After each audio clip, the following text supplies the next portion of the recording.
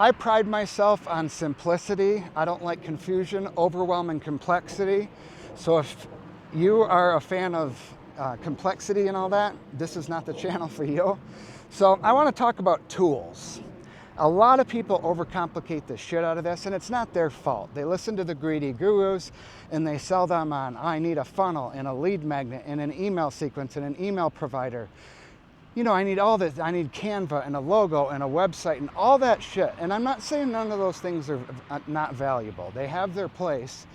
But when you're starting out, you don't need any of that shit. You don't need any of those tools.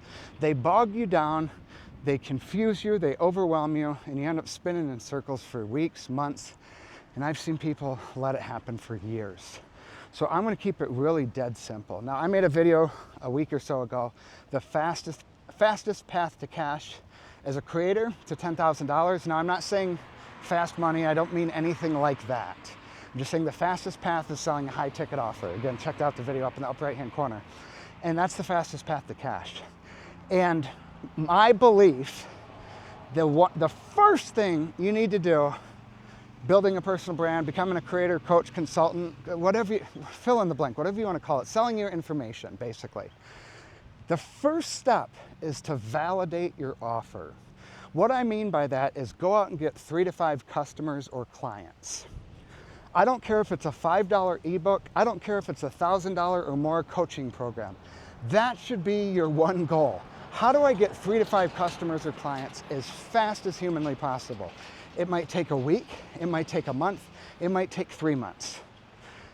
A lot of factors, obviously. But that should be your first focus, is how do I validate this offer? How do I get people to pay me at least 3 times for my product or service?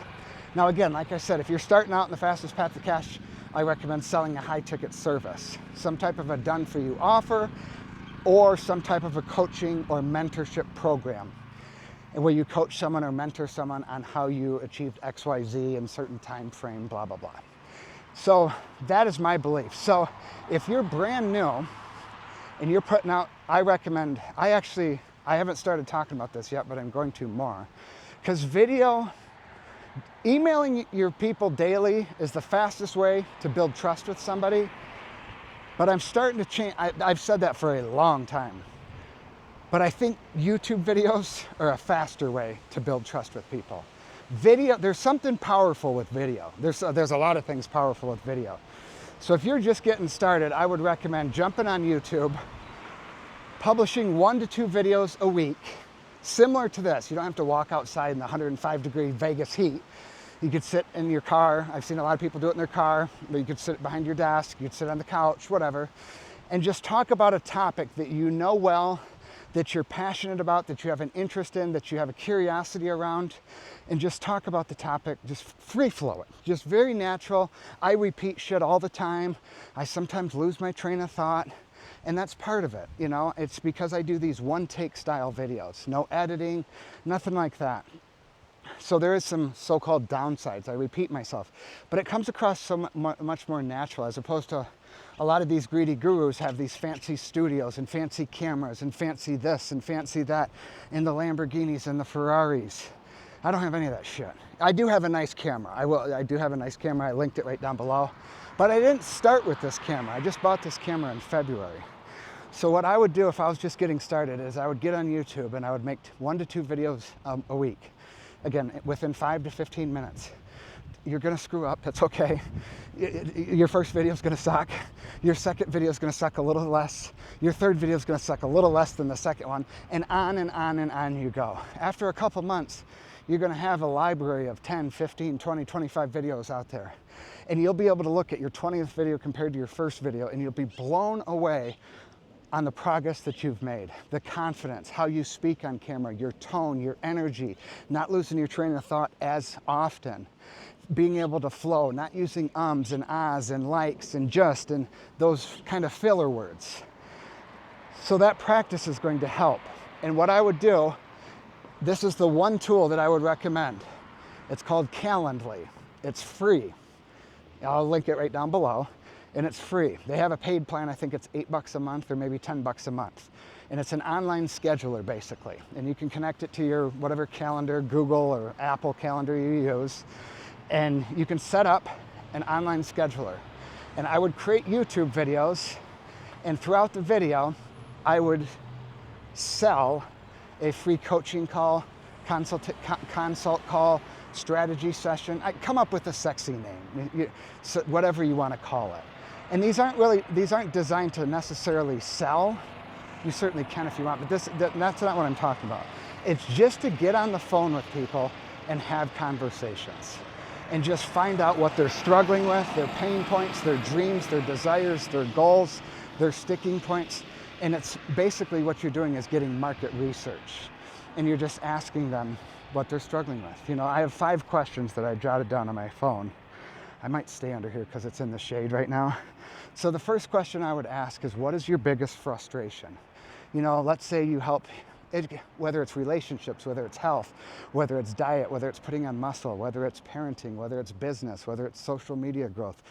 Fill in the blank. Whatever your area of expertise is, ask them, what is your biggest frustration around your diet or your relationship with your husband or wife or your kids or parenting or your job or whatever your area of expertise. Find out their biggest frustration and write that down. Pen and paper is what I prefer. So that's the first question you ask them. Then the next question you ask, the sun is shining so it's hard to see. What is your biggest fear around said topic? What is your biggest fear? For example, health. If somebody's overweight, their biggest fear might be like, continuing to get overweight and not being able to play with my kids, dying early, having a heart attack. Ask them, what's their biggest fear? And then another good thing to do is when they give you an answer, ask why. Why is that your biggest fear? And then this is where they go deeper and they really open up. And jot all this down, so jot all that down. So that's the first 2 questions. What's your biggest frustration? What's your biggest fear? The next one is, what are you currently fed up with? Now there's a little overlap with these first 3 questions, and that's okay. But what are you currently fed up with? And what I like to do is I share, I say, if you and I were sitting at a bar drinking a beer, and I said, what are you currently fed up with? Like and by the way, I don't drink alcohol anymore, but it's hypothetical. I would say, if we're sitting at a bar drinking a beer and you slammed your hands on the table and you said, Adam, I am so sick and tired of fill in the blank. What is that? Around diet, exercise, fitness, relationships, parenting, growing a business. Whatever it is, find out what they're fed up with. And again, jot that down. So what is their biggest frustration? What is their biggest fear? What are they fed up with? The 3 F's. Next one is, where do you want to be in 3, 6, or 12 months? Pick a time frame. 3 months is a good one. I like 3 months. 12 is good too. But just pick a time frame and just be consistent with it. Where do you want to be in 3 months? Where do you want to be in 12 months? And just let them share. And then again, go a little bit deeper and say, why is that important to you? And they'll say something, blah, blah, blah, blah, blah. Why is that important to you? Blah, blah, blah, blah. And ask the why question a couple of times, because this is where you get to the real meat of it. I want to be able to take my kids on a vacation. Why is that important to you? Well, when I was growing up, Dad was working 3 jobs and Mom wasn't around. Or Dad, my parents got divorced and Mom was working 3 jobs. And I never went on a family vacation. And I never want that for my kids. Okay, now we're getting the gold. So asking those why to get, you're getting a level deeper. You're getting a level deeper every time you ask that why question. And you're getting to the real reason. So ask them where they want to be in 3, 6, 12 months, whatever time frame. Then the last one is, what does life look like when you achieve this result? Let's say they want to lose 20 pounds, and say, imagine, what does life look like? Have them paint the damn picture. Have them get visual with it. I can go to the beach and take my shirt off without worrying about what others think of me. I'm talking that level of specificity. Write that down. Why is that important to you? Jot that down. So those are the 5 questions I would ask getting on a call. And these people will open up to you. Maybe not on question number 1, but they'll open up to you. And I did this exercise back during the pandemic in 2020. I invested $5,000 into a mentorship with a lady. And the first exercise was go out and interview 50 people in your target market on the phone. And I thought, are you kidding me? I just paid you $5,000. I'm looking for a shortcut. That sounds like work. I don't want to do work. I want the shortcut. Like, that was my mentality. After a couple of weeks, I was like, you know what? She has the business I desire. I thought she had the business I desire, I should say. And so I said, I'm going to listen to her. So I went out and interviewed. I ended up interviewing 75 dads. It took about, in total, it was about 18 months. And I asked them, I had a series of about 15 questions, some of those questions that I just shared. And it was eye-opening. And one of the questions that I asked, I interviewed dads on why they wanted to start an online business. The number one desire, these dads, it wasn't to retire their wife, it wasn't to quit their job, it wasn't to make $10,000 a month. All the things that we see the greedy gurus talk about all the time. You know what the number one thing these dads wanted? And again, I figured this out because of research. They wanted to eat breakfast with their kids. That was the number one desire.